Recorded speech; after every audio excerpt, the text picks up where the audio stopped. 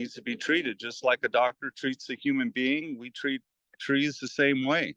Pete Thomas refuses to lion tail trees around Tucson. It exerts the energy from everywhere else except for the tips of the branch. So it's just excessive thinning throughout the tree.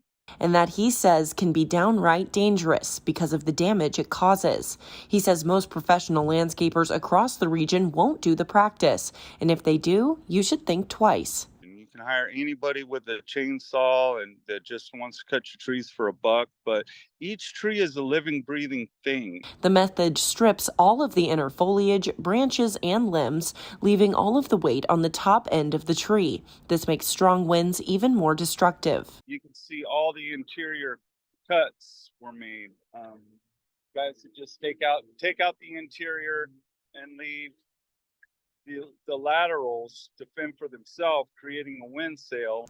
You can see this trimming technique throughout Tucson for a variety of reasons, including aesthetics and what people think is easier care. But during monsoon, it can lead to your whole tree falling over, being uprooted, causing a whole lot of damage to your property. People have the misconception if you take more out of the tree in one shot, then you're not going to have to come back and prune it again. But that's not true. Thomas says proper tree care is essential to ensuring the protection and health of the trees that southern Arizona needs. Right now we have less than 3% shade coverage in the city of Tucson.